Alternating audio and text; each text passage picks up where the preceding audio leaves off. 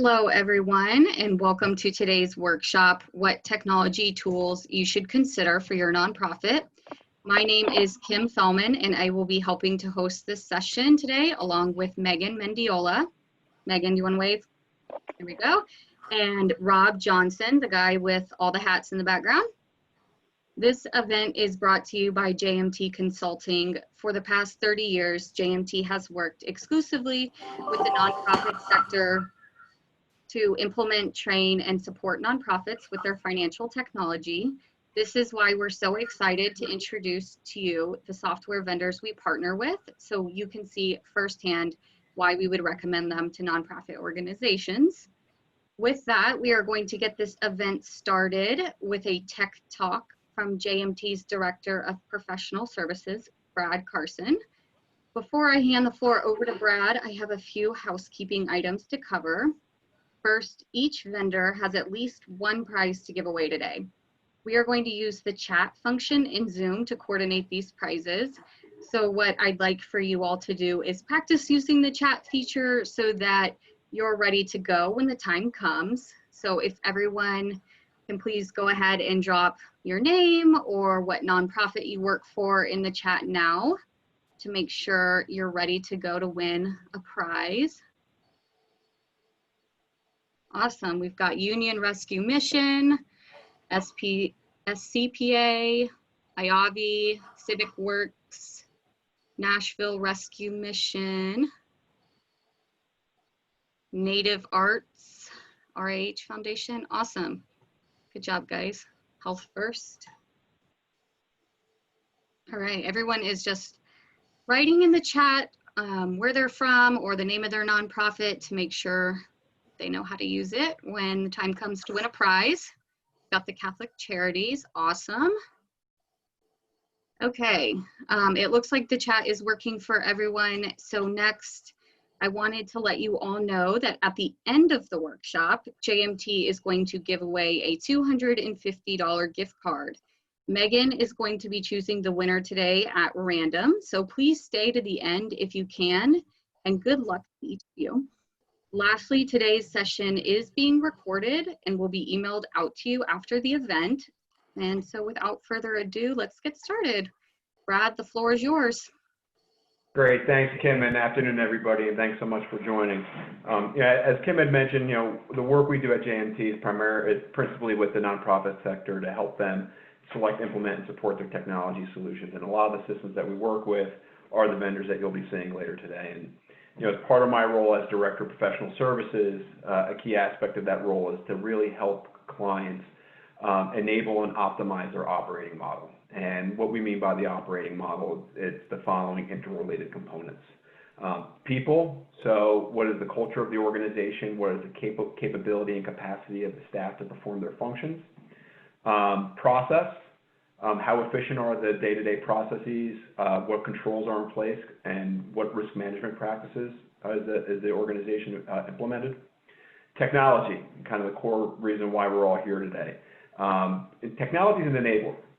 It helps integrate the environment, helps maximize the utility of your staff, and also helps automate the process. One other thing that technology enables organizations to do, it enables keeping clean data, or as we like to say, data hygiene. And data hygiene is a term that we use to describe the completeness and consistency of a data set. Technology allows you to achieve that holy grail of a goal of a single source of the truth, as well as having information readily at the fingertips through automated system-generated reporting without having to take the data out of a system, transform it, and report on it out of Excel. As we get through some of this content today, we'll talk about how the system selection process fits into the operating model lifecycle. And a lot of the content that I'll be sharing with you as we move forward is based on my diverse experiences working in several aspects in the technology sector, as well as the finance and accounting sector.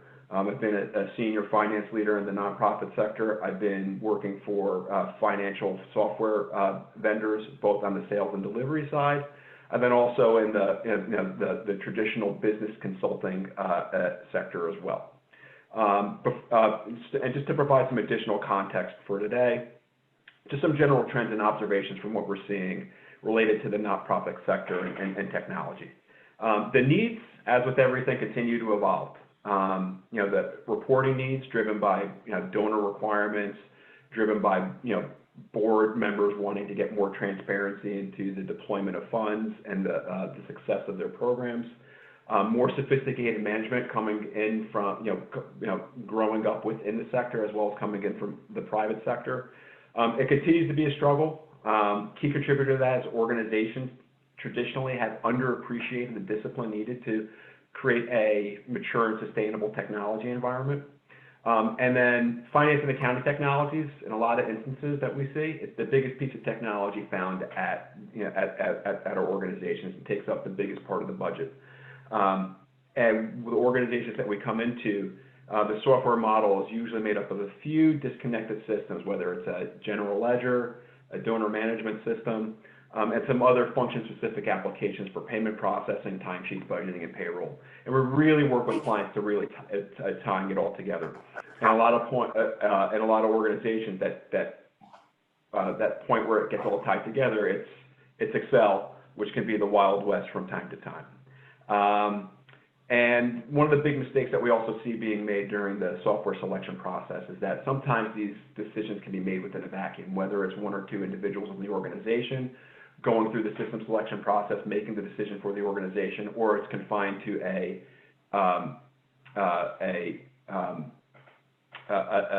select functional area. And then also in the world of COVID-19 that we have today, what we're also seeing is that organizations are using some lack of needs for their services and in some respects as an opportunity to improve their operations. So we're seeing a lot of projects getting picked up that have been tabled for several months to take advantage of the staff's time and availability. So with that said, the hope is that we'll be able to kind of share with you, how to be strategic and being more efficient with your limited resources, strive to make information-based decisions, and then also do this all in support of your mission. So before I turn it over to our vendors, I'm actually going to share some information via PowerPoint. So just give me a second. All right. So I mentioned the operating model, and really, if you follow the operating model from how to optimize it, the system selection process is a sub-process of this life cycle. It strives to improve the people, process, and technology, and the data components of the organization. And as most consultants do, we like to explain everything in charts and processes. And everything starts off with the current state assessment. During this assessment, it's really where we're articulating the problem statement. What are the systems and processes in use? What are the pain points and opportunities for improvement? And coming at us, we want to be able to prioritize the improvement opportunities so that when we move to the next state, the target state design, we're really focusing on those areas that we want to address first.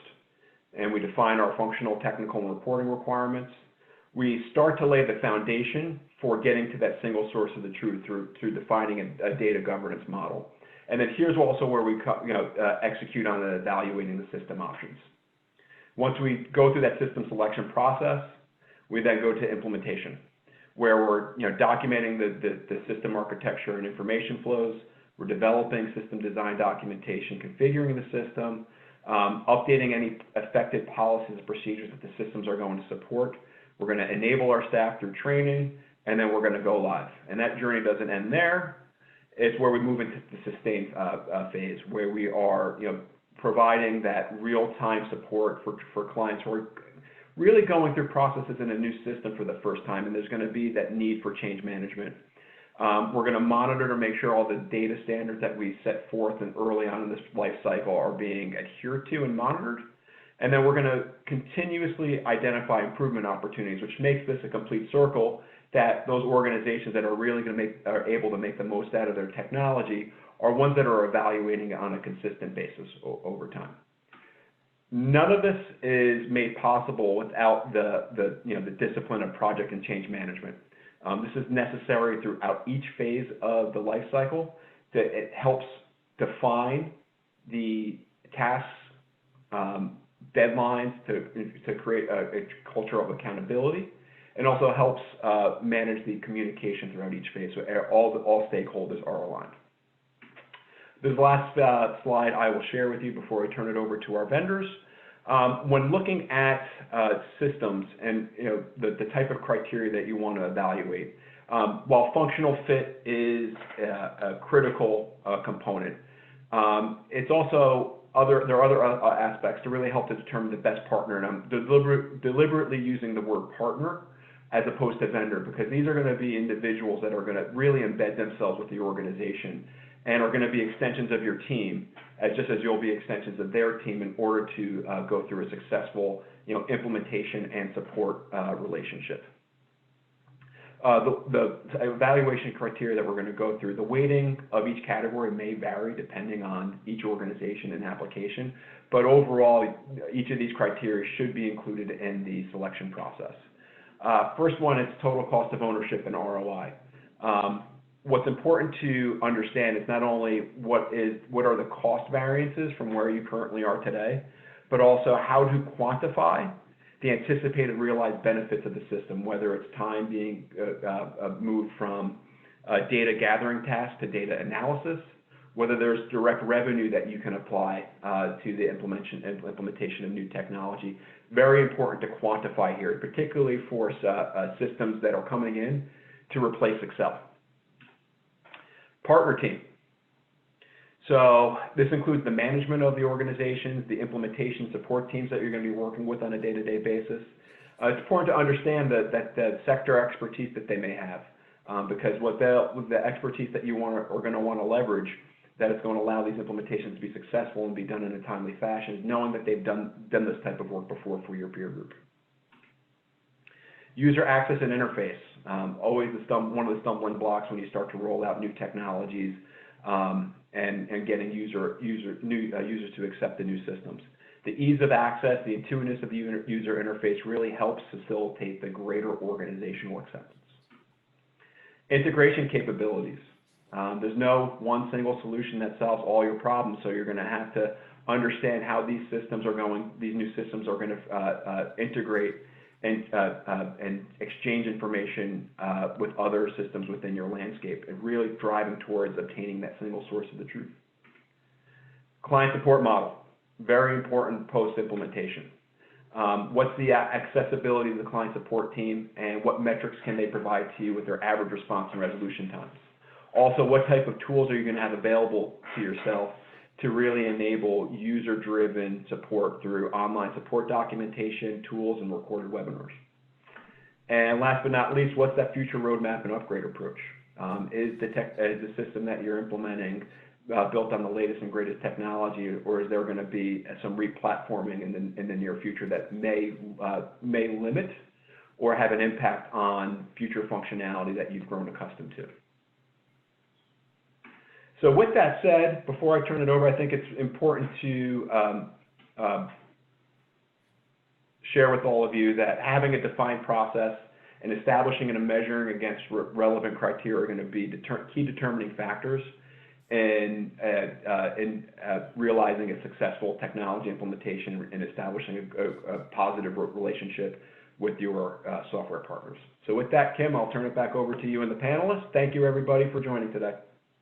Thanks, Brad. We appreciate that very much. Next up is Dawn Westerberg from Sage Intacct, and she is the Senior Channel Marketing Manager for Sage Intacct for the Central Region. She's a longtime friend and colleague of mine from a number of roles that we've shared, and she's a big part of JMT, what we do for nonprofits. So, and she's passionate about nonprofits. She's got a long history in the nonprofit sector. With that, I'll hand it off to you, Dawn. Thanks, Rob. Can you hear me okay? Hear you good. All right, excellent. So it's a great day when you can spend it with the folks at JMT Consulting Group and also with their amazing clients, you, the nonprofit professionals. I'm very happy to be here today.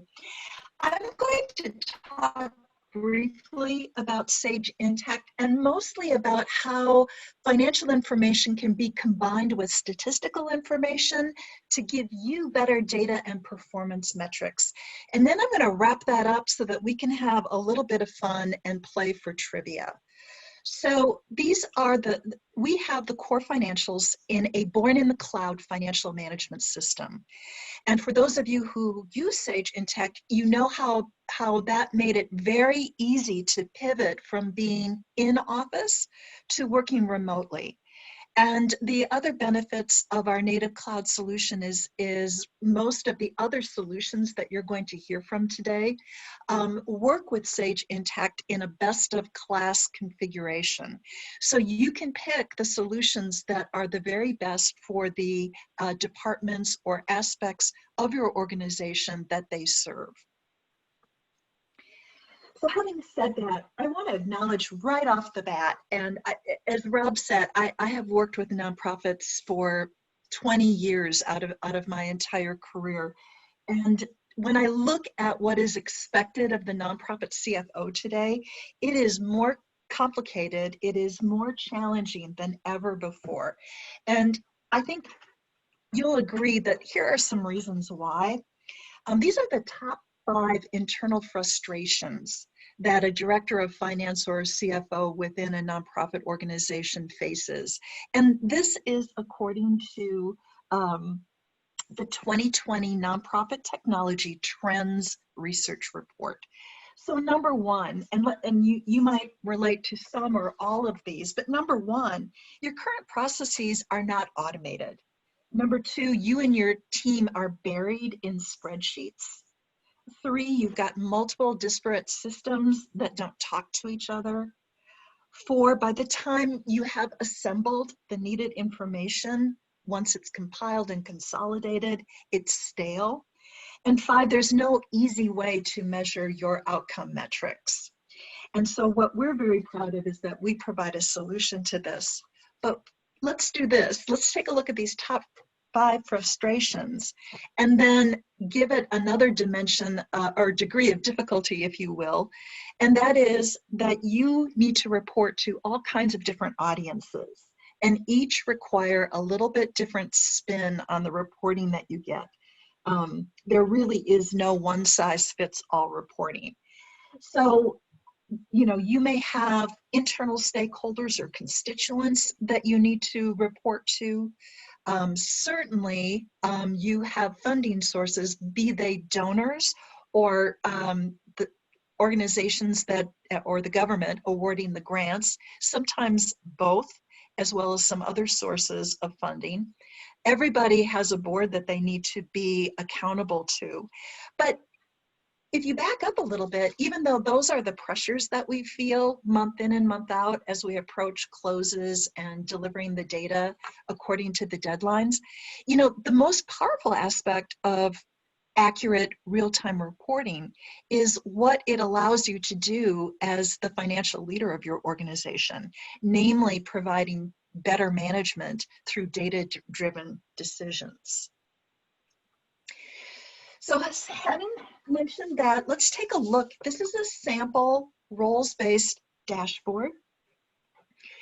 And when you put together your dashboards, we've kind of thrown the kitchen sink into this, but what you would think about when you are looking to bring together your financial data along with statistical metrics that you have is what are those KPIs that you'd like to have at a glance every day in real time. And so we've built these very flexible role-based dashboards. And up top, you can see what we call performance cards. And they're providing sort of an interactive picture of your operations. So we've got a wild mix here. And as I said, it would be based on your organization. But for example, we've got things like persons served, volunteers, the value of the volunteer hours, donors, revenue by donors, total expenditures, cost per person served, total net assets, revenue per donor. So you can take a look at those, and they are further summarized for you with the green and the red arrows. So you can take your current numbers and track those according to budget, track those according to previous year, and see green or red, how are you performing? So green, obviously, depending on what's being measured, the arrows can go in both directions, but green is telling you that the movement is in the right direction. And the red helps to quickly bring your attention to the areas that need your attention, metrics that aren't performing the way that you want them to. Down at the bottom of this roles-based dashboard, you can have reports in the traditional format as we have in the middle. And this is a screenshot, but you could actually, if I had this live, you could scroll down and you could have, any number of reports being displayed here. And as you can see in the rows, things like personal expenses, program expenses, all of that you can drill down on. And the performance cards above, you can do that as well. So imagine being in a board meeting or talking through a story, a narrative with a donor, and being able to click through and show exactly what's happening on a financial level. On either side of the traditional reports, there are some items that are being depicted in a graphical format. And any of these metrics that you're seeing, you can have them appear as a traditional report, a graphical representation, or in a performance card. Now, it's only natural that once you begin to take a look at what your performance is, that you start to ask yourself the question, how do we stack up against other organizations like ours? Or how are we performing? What are the benchmarks of the nonprofit sector in general? So one of the things that Sage Intacct has done is we have partnered with GuideStar, which now I believe is called Candid since they've merged with the Foundation Center. And what we did is we worked with them to put together the Sage Intacct Nonprofit Financial Board Book. And what this is, it is this is not customizable, obviously, because it's looking at particular benchmarks. So what we have here is industry recognized key metrics that enable the nonprofit organization to understand and benchmark their financial health. And these metrics are there to help you in ensuring sustainability and delivering on your mission in an increasingly competitive funding environment. I think we're all finding that right now. So why is it important to have access to those metrics and to the financials that are tied with statistical data? With accurate information at your fingertips, you have the control, the clarity, and the confidence to tell a remarkable story when you're looking to get funded. You can be more persuasive with donors and better position your organization to get additional grant awards, keep the ones that you have, and protect the funding that you have today. And when you put the power of Sage Intacct, you're going to run more effectively, you're going to run more efficiently. And that's just sort of a boring way of saying the following. You'll be able to operate and have more constituents served, more seniors receiving meals, more families finding homes, more families finding healthcare, more children being educated, more imaginations being touched by the arts, more animals and more acreage being saved. And what so many of our human services organizations do is more critical services for the most vulnerable in our society today. And that is a very, very powerful story. And we want to put that in your fingertips. There are 4 things that I want you to remember about Sage Intacct. And the first is that we have the accounting part done. I've been representing financial accounting software for more than 3 decades. And Sage Intacct is the first and only preferred provider of the AI CPA. So in the 30 years that I've been doing business, until this point in my career, I have never represented a company that can say this, nor have I competed against another company. And that is because we are the first and only to have this designation by the AI CPI. The second thing I want to talk about is actually the one I'm the most proud of, and that is the G2 leader in customer satisfaction. And at Sage Intacct, we do hold one another accountable for putting the customer first. And that's evidenced by achieving this number one. We rated 98 out of 100 on G2 Crowd, and that comes from over 2,000 surveys. And this is an independent third party, over 2,000 surveys of people who are using our software. As we look ahead to the future, we recognize that the biggest gains that we're going to see, what's going to keep our software dynamic and viable for you for years and years to come, is the ability and the degree to which we add modern technology to that. And so we're very proud of the fact that when we have laid out our technology roadmaps, they have been recognized by both Gartner Group and IDC and other analysts that have proclaimed us, I guess you'd call it, a visionary in cloud financial management. And things like artificial intelligence and machine learning are already being baked into our solutions. And we're very proud of that and very proud of the investments that we've made. So you're looking at this and you're going, you said 4 things, and this is only 3 things. You're absolutely right. The 4th thing I want you to remember is that we are very, very proud that we are represented by JMT Consulting Group. And pictured here is Jackie Tissot and just some of the wonderful people at JMT Consulting Group.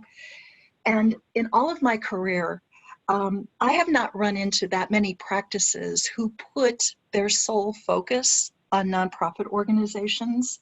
And certainly no firm that has done it for as long as JMT Consulting Group has done it, or with the passion and innovation that Jackie and her team have brought to their nonprofit customers from day one.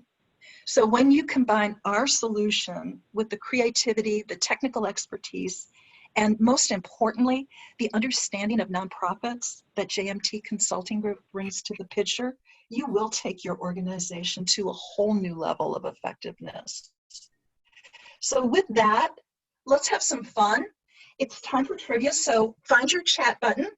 And we're going to be on the honor system, so no Googling or using a search engine to answer these questions. So after I read the trivia question, please put your answer in the chat box. And Kimberly's going to be helping me in collecting that information. The first correct person to answer wins. And then she will ask for your preferred shipping address so that I can get your prize sent out to you. So with that, are you guys ready? Let's go. All right, we're going to name the artist, one of the best-selling musicians of all time with over 100 million records sold worldwide. This Brooklyn native recently posted the following updated lyrics to one of his greatest hits.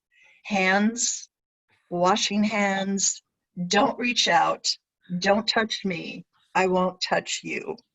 Do we have a winner, Kimberly? Yep. Ben Grady is the first person to submit Neil Diamond. Fantastic. Fantastic. Get ready, everyone. We're up to the next one. Oops, I didn't mean to turn that on. Sorry about that. That's Neil Diamond's dog, by the way. So here we go. Number 2, name the Super Bowl winning team. Texas Tech alum Patrick Mahomes led his team to victory in the Super Bowl. For which NFL team does he play? All right. Ben was first again, but we're going to go with It's the Sarah same Davies. Ben, so yeah, who was it? Sarah Davies. Sarah Davies, you got Patrick Mahomes plays for the Kansas City Chiefs. And so here's the bonus question that goes along with that. What does Roman number LIV translate to? 54. Let's Right. go with Kristen King. Fantastic, Kristen. Very good. All right, number 4. This past October, Sage Intacct hosted over 3,500 customers, partners, and employees at Sage Intacct Advantage 2019. I bet some of you were there. My favorite after-hours event was actually hosted by JMT Consulting Group. Imagine that. And they offered this for customers, partners, and friends. And where did this happen? At what Las Vegas attraction? It was at a Ferris wheel, but it has a specific name I think Dawn is looking for. Circus, no. Let's see. Oh, I think you might have stumped them on this one, Dawn. You want to give a hint? I am not coming up with a good one, but if the first person to announce the Ferris wheel, how about if we go that way? It was called the High Roller, and it was really fun. It was a really fun event. All right, that is going to go to Diana Madrid. Fantastic, Diana. All right. According to Mark Hughes, screenwriter and Forbes film critic, this superhero has appeared in the most major motion pictures. Name the superhero. Nope, not Superman. Not Iron Man. Batman, yes. Let's go with Douglas Gates. It's Batman, right? Did Yes. Douglas get Batman? Very good. So following up on that, this actor who portrayed Batman in 1995 recently published his autobiography entitled, I'm Your Huckleberry. Can you name the actor? Let's see. Nope, it's not Michael Keaton. Any other guesses from anyone else? Yes. Val Kilmer is Val right. Kilmer is correct. But Sarah Davies already won, and Robert Johnson, you are ineligible. Actually, if it's the lovable Rob Johnson, I will send him a box anyway. All right, next question. Can you name one of the 2 squadrons? These 2 high-precision squadrons flew over a dozen+ cities in recognition of first responders and healthcare workers. Oh, I think I see Blue Angels come up. Yep. Let's see, the first person who hasn't won who submitted it. Let's see.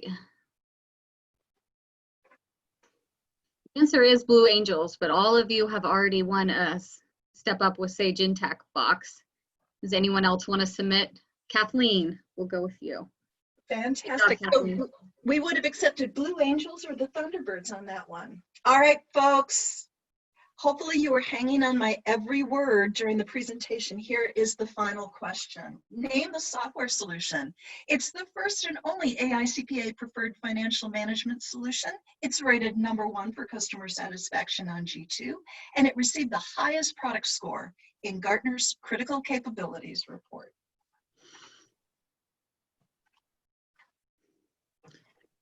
Okay, Christopher Sue, you got it right. Sage Intacct is the correct answer. Fantastic. Thank you, everyone. Thank you, JMT. Thank you, Dawn. It was a delight to be here. Thanks so much. We really appreciate that. Next up, we're going to hear from Vena, which is our budgeting and planning tool. We're going to hear from Clark Muse, who's the VP of Corporate Development, and he's going to be joined by our very own Lucy Brennan, who is one of our project consultants. So we're really excited to have you with us, and we love our relationship with Vena, and I know you're going to love hearing from Clark. So take it away, Clark. Great. Thanks, Rob. Nice job, Dawn. It was great to hear from you as well. And yeah, so my name is Clark Muse. As Rob mentioned, I'm in Atlanta, Georgia, and Lucy's with JMT. And what we'd like to do is share a little bit about Vena and who we are if you've never heard about us.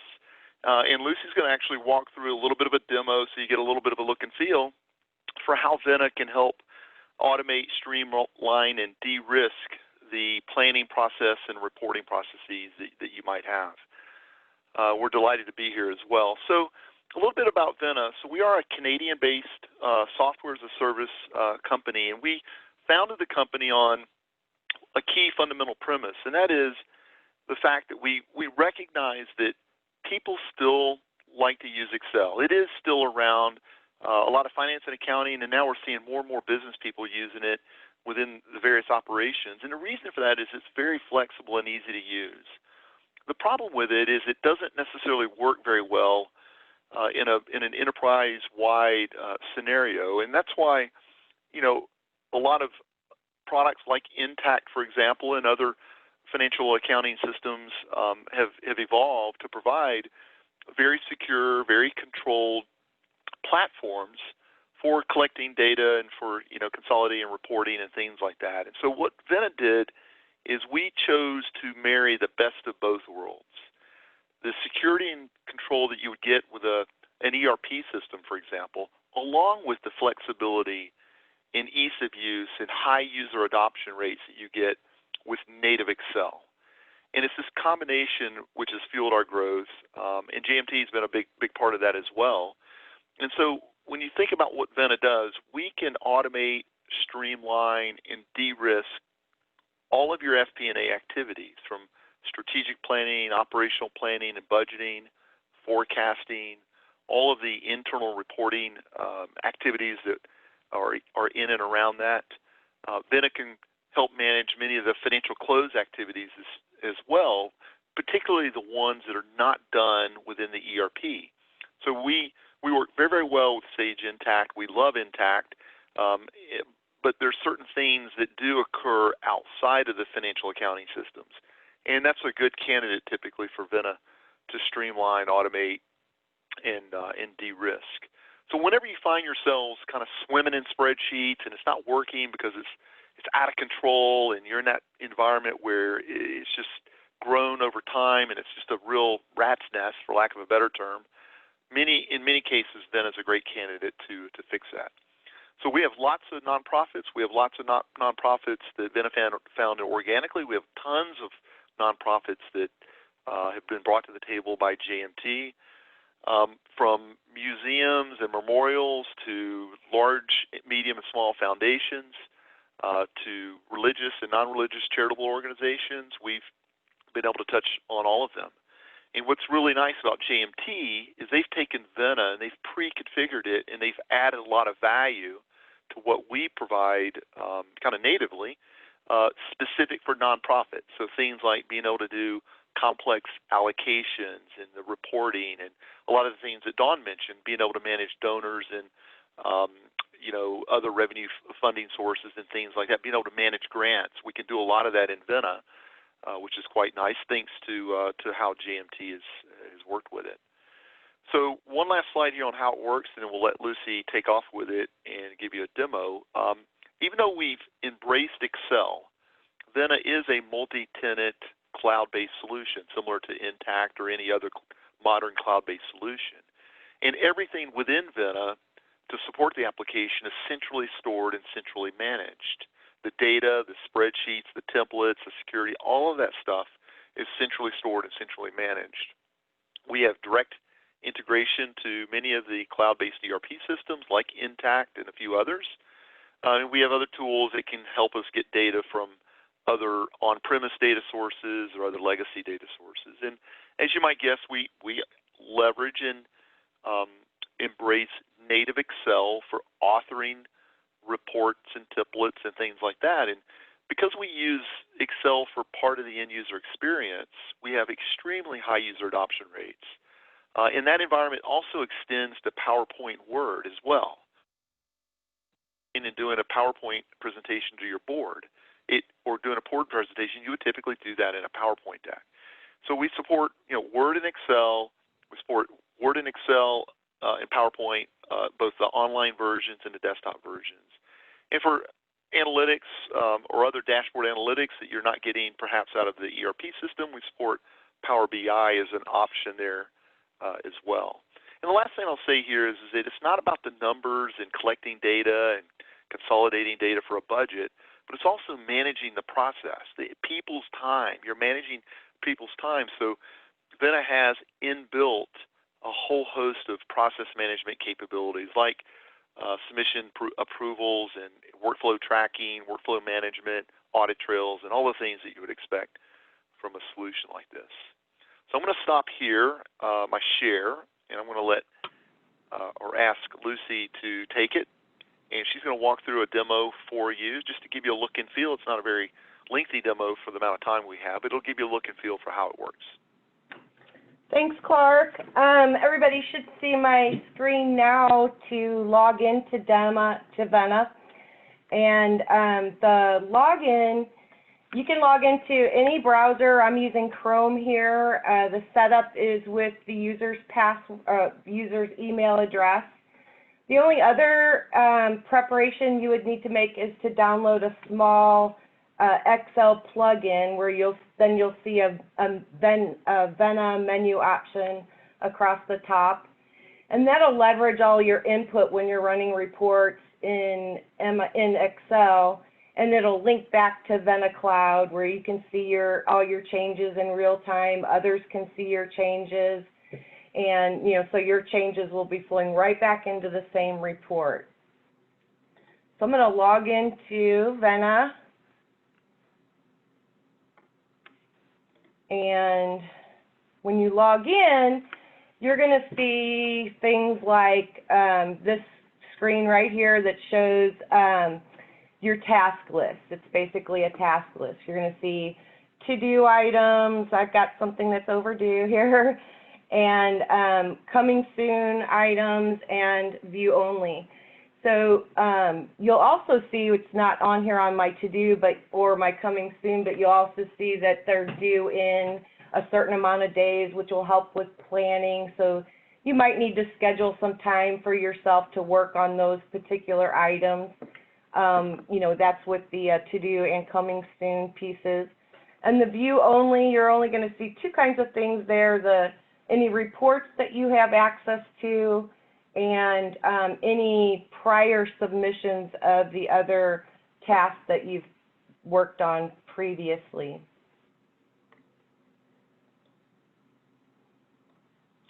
So once I click on one of these, my to-do items, a sideboard is going to open up, and there will be some instructions there that the manager provided. There'll also be some supporting documents. That's where, you can add PDF, other Excel contracts. You might have more detailed instructions, any reference materials, stuff like that. And then you'll see a comment tab down here where you can exchange comments with other people who might have access to this template. You can see that Frank left me a message that he's updated occupancy, and you can also attach documents here. So I'm going to check out this template by clicking on checkout here, and it's going to download over here on the left-hand side of the screen. It's going to download just like it would download anytime you downloaded a file from the internet. But the one thing before I open that up I want to point out is that checkout changed to check-in, and so that prevents anyone else from working in this file while I'm in it, so that it manages the versions of it and ensures that the latest and greatest is available for others to see and allows for a single source of truth with your data. So I'm going to open the Excel file.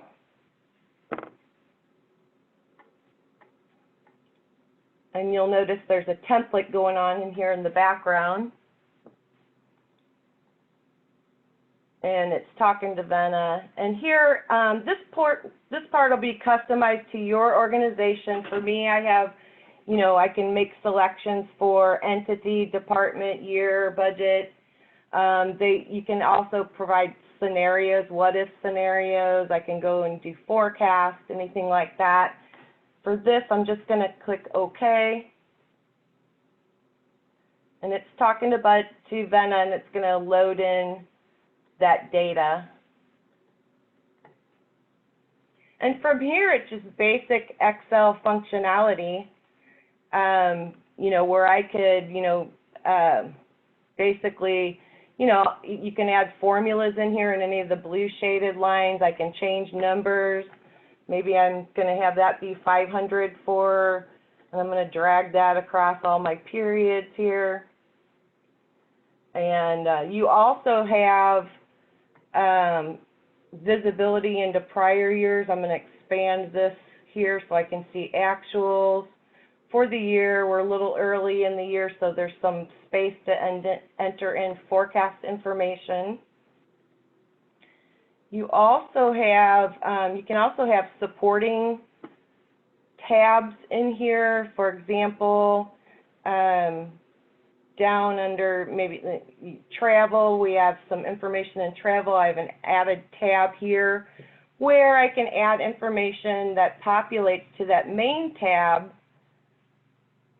with my individual travel planning, and that populates that gross number here. I can also add supporting information under, you know, for each item. For example, promotions, we have some events that we're planning, so I've listed those under there. Or maybe like under software, we want to break it out by vendor, something like that. You could do that. You can also provide drivers for this data. For example, I'm going to expand this a little bit. And, you know, office supplies, everybody uses paper, so you might want to base that on head count. So you can have a driver in here for head count. We have some other options in here for, you know, it could be based on revenue. It could spread it evenly across the years. If I change this dollar amount or this head count amount, it's going to populate, it's going to change those numbers across there. You can add comments in here as well. All of this would be customized to your organization. So if other people are accessing this file, you may want to know what changes they've made. So you could use this drill feature here and select drill saves. That'll give you a little window into the different times people have accessed this file and what they've changed. But if you didn't know what they were changing, you could also use the audit trail. And when you select this, it'll show you all the things that have been, all the times it's been changed. And then you could select a couple and hit compare, and it'll open up a new file, and it'll highlight exactly which cells have been changed and what the change was made. You can make decisions based on that. And then, so once you've made your changes in your template, you want to check it back in, and it's going to load all that data back up into Vena Cloud.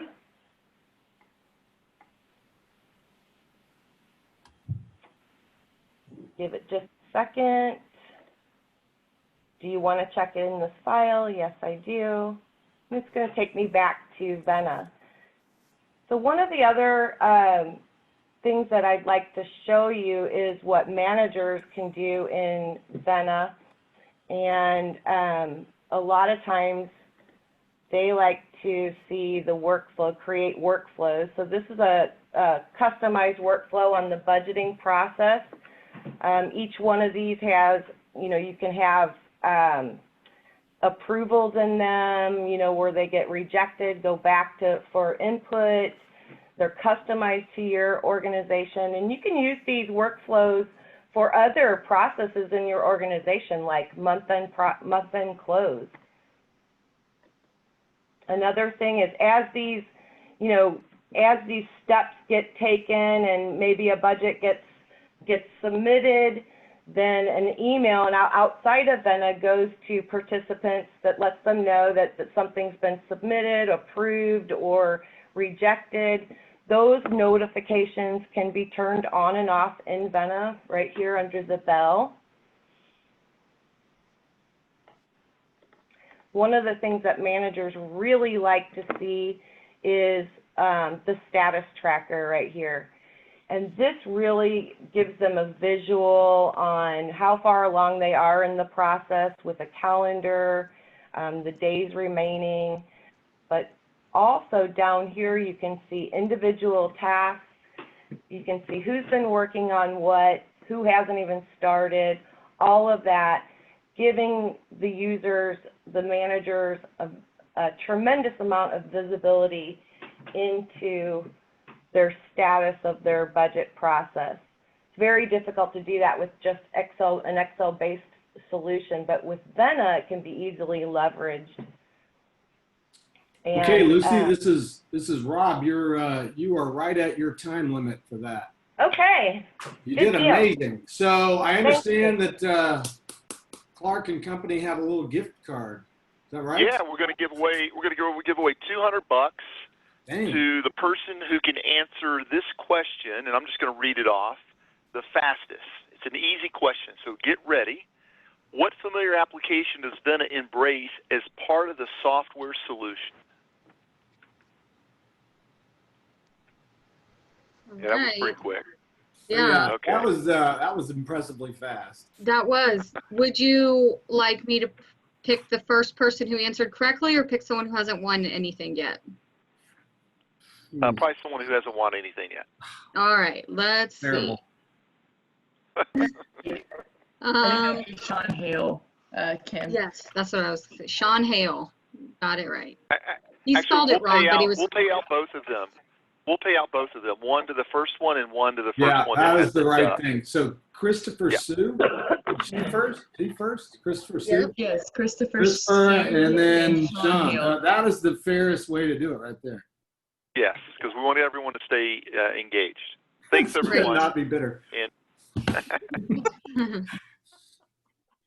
Okay, well that, Clark, thank you so much for that. And Lucy, great job on that. So next up, we have Workforce Go. My friend Joni Welch is going to come on and talk to us about our partner in the payroll and HRMS, I think is what we're calling it these days, and to talk about the Workforce Go platform. So Joni, it's all yours. Hello. I want to confirm, can you guys see my screen? Yes, we can see it. Okay, perfect. Somehow I ended up not being able to see it, so I wanted to make sure. So welcome everyone. I'm so excited to be here today, and we are Workforce Go. We are a technology company based in Carrollton, Texas. We have partnered with JMT for the last several years and just love our partnership with JMT. A very large, high percentage of our clients are non-for-profit, so we're super excited to have that relationship and that partnership. My name is Joni Welch. I am one of the regional sales managers here at Workforce Go. I do have Tanya Drake on the line as well. She is our channel development manager and inside sales manager. So hey everyone. We are thrilled to be here. We do have a couple trivia questions, so we thought we would be a little bit different and start out with one of our trivia questions, and then we'll end with one of our trivia questions. So Tanya, do you want to go ahead and read this out? Absolutely. In the 16th century, Turkish women could initiate a divorce if their husbands didn't pour coffee for them, make enough money, or do grocery shopping. So first one to get the right answer. Kathleen, it looks like. Kathleen got the right answer. So pour coffee for them. So Kathleen, make sure that we get your email address. Hope we brought some fun to the group today, but Joni and I thought that was kind of fun. I told my husband he needed to start making me coffee instead of the other way around. Thanks, Joni. Awesome. Well, thanks, Tanya. And we'll do our last trivia question toward the end. So We are, as I said, Workforce Go. We are a technology company located in Carrollton, Texas, and we truly believe that great businesses are powered by great people. And to be a great business, you really need to engage and create and manage an engaged workforce. So that's what we do. We make workforce solutions that are purpose-built for your industry and all of your employees. So we have a portfolio of different solutions that help organizations like you manage your people, time, pay, and finance. So with the solution that we're talking about today, we call Workforce Go HCM, which is what Rob had said as well. And why our human capital management solution? Why is this different and how is this going to help you? So this was built in the cloud for the cloud. And as you all know, in the last several months, how important that is to have a cloud-based solution when everybody just up and were sent home. To be able to function and do the things that you need to do to make your organization successful during a pandemic that who would have thought we ever were going to have something like this. So, so this solution is built in the cloud and was built for the cloud as a unified platform. Why that's important and why I state that is this is a single employee record. There are systems out there that maybe started as a payroll solution. They purchased time and labor, they purchased HR, and put them together with a single sign-on, but they're actually separate engines. This platform was built as one unified platform, one engine. What's unique about it is you don't have to use the whole system. So it's a matter of turning on and building out the different areas, but it truly is a single employee record, a single login access to all the system capabilities.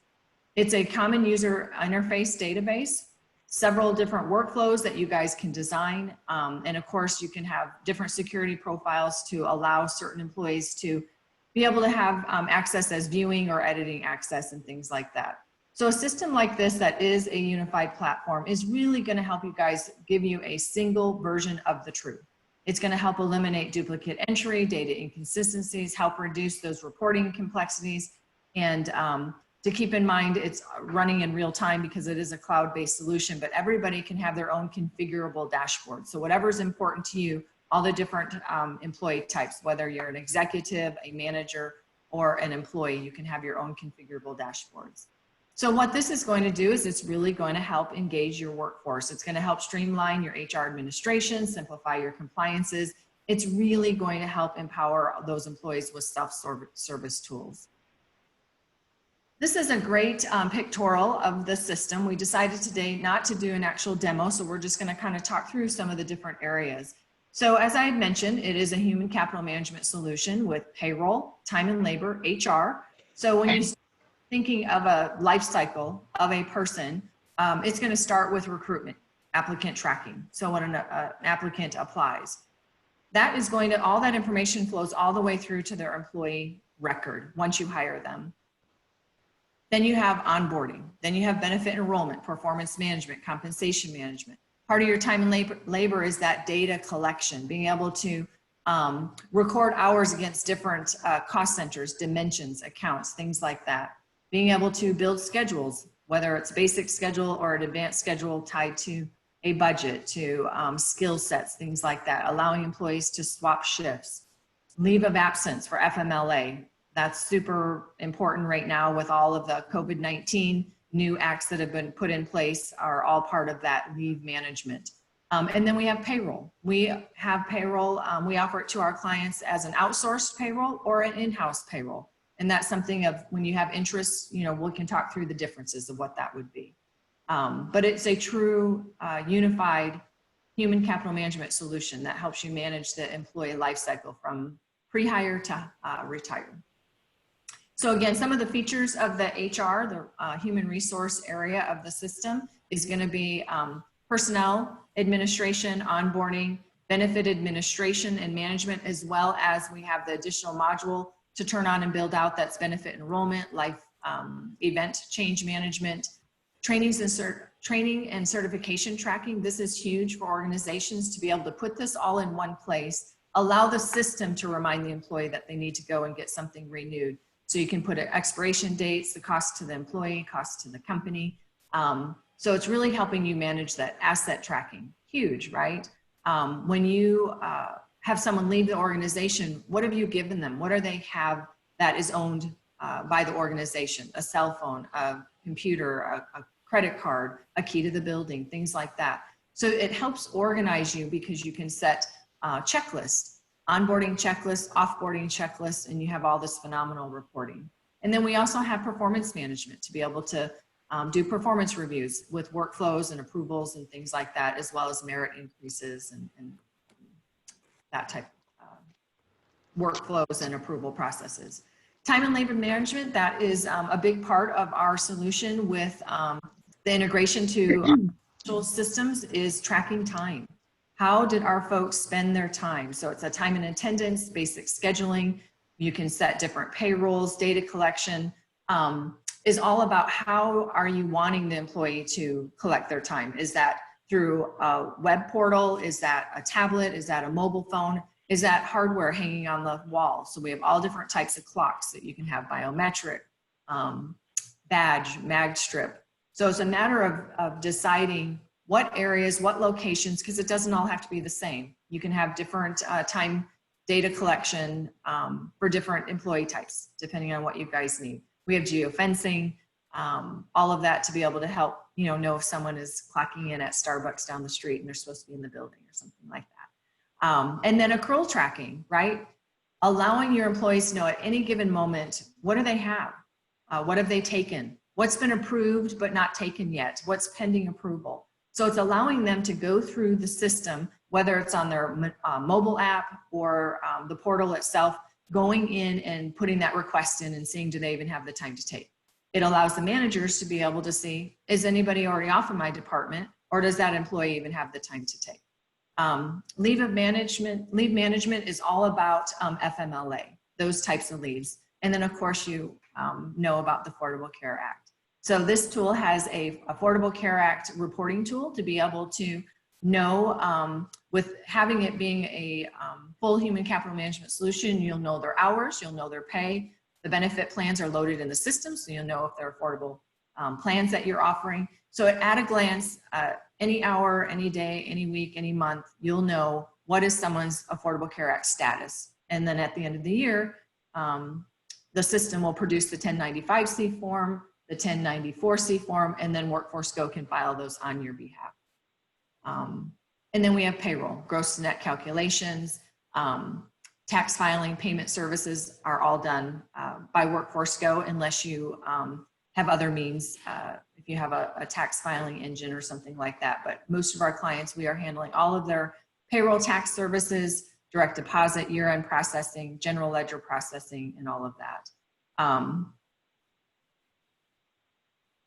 So I wanted to go into a little bit, I mentioned the mobile app briefly. The mobile app is phenomenal. As you know, all of your employees have a cell phone in their hand. Typically, it's a smartphone. Unless it's my mother, she still has a flip phone. She refuses to have a smartphone, but she is using an iPad now, so we might be getting to the smartphone. So most of your employees are going to have that smartphone, and they want to do things from the phone. So what I love about our solution is that it mirrors the portal. So your employees can go into the mobile app and be able to do the things that they need to do just right from their car, from the hair salon, wherever they are, if they have their smartphone. So this solution, these are some great pictorials that kind of show you what it looks like. And as I said, it's mirroring what the look and feel is in the portal as it is on the mobile phone. So the solution allows your organization to really work your way with this responsive design that empowers people to get things done in the fewest steps possible. Whether that's applying for jobs, enrolling in benefits, managing their time off, their schedule, and their pay. Another great feature of this system is notifications. So as HR and payroll departments, you guys have so many things that you're trying to manage. And this system allows you to set those notifications so that the system is helping you manage it, not yourselves having to remember with sticky notes that you've got to remind someone to go get something done. The system can be set to remind them to do that. So it does really help you also work smarter with intuitive user experience. It facilitates smart decision-making through easy access and data visualization. So a lot of analytics already built into the system. The reporting is very, very robust, but super user-friendly to be able to build reports that start as a standard report. And as I mentioned again, it works in a modern cloud, which really gives the organization access to the complete picture of the workforce from pre-hire to retire. This is a great pictorial, again, of a workflow. I've said the word workflow several times so far today, but you guys are designing where does something need to go next. So whether that's an HR action with approvals and things like that, the workflows are really important to be able to set those in the system. And then what is the Workforce Go service advantage? Here at Workforce Go, we do truly believe that number one focus is our client satisfaction. Everybody is empowered to do the right thing for our customers.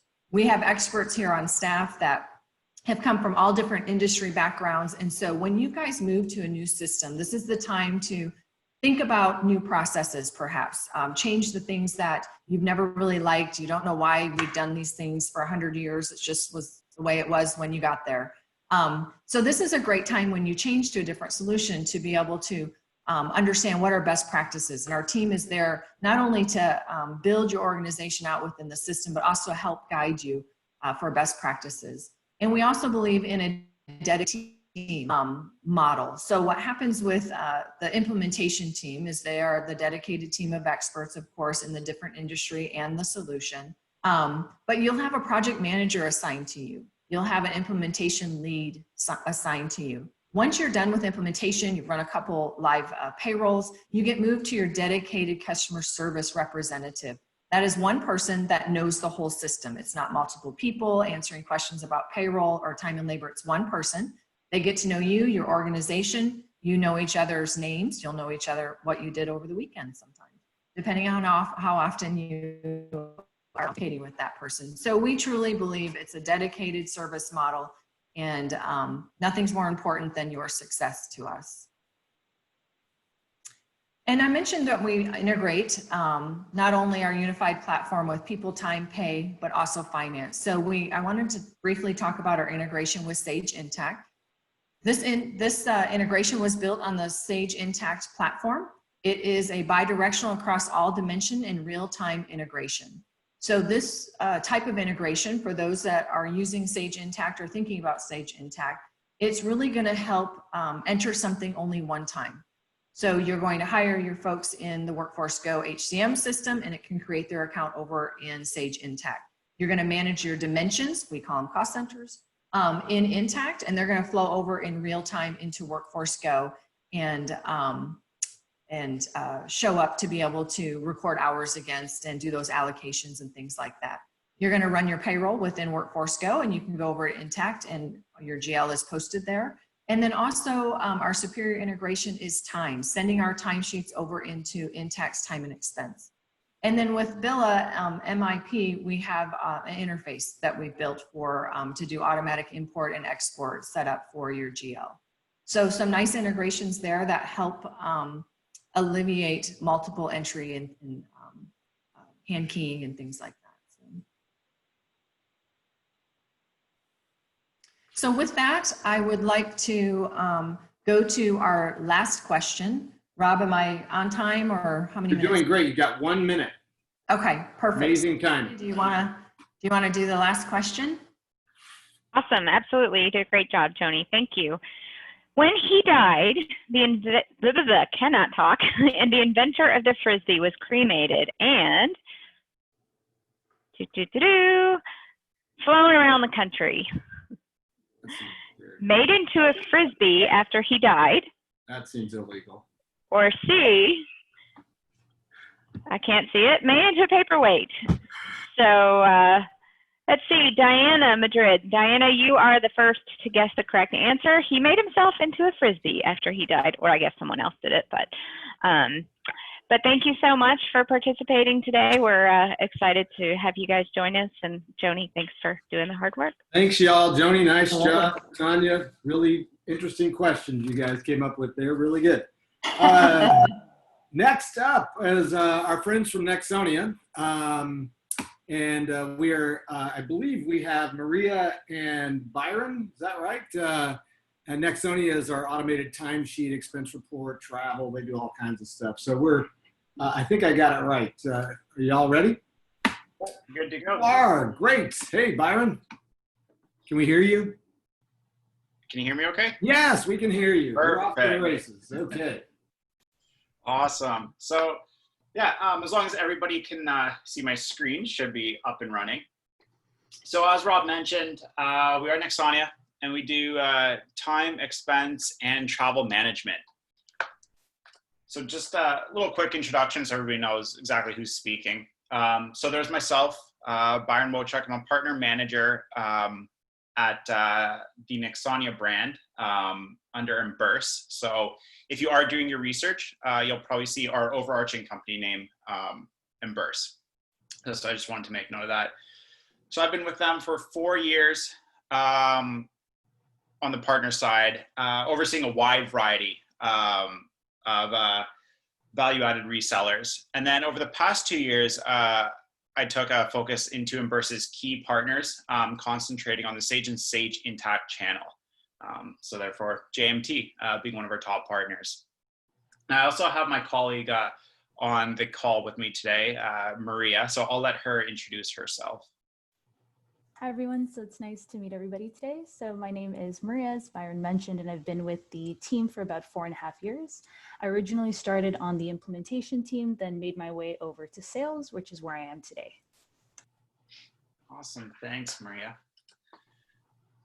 So basically the idea for today is I do just want to quickly talk about, what Nexonia is, kind of where we came from. I'll quickly discuss the JMT partnership that we have together. And then Maria is going to take us through a quick expense demonstration today, mostly focusing on a credit card expense, just so everybody can see how quickly your users could actually submit an expense and it's off for approval without any manual input or manual processes, I should say. So where did Nexonia start? It was founded in 2002. That's when the first web version was launched.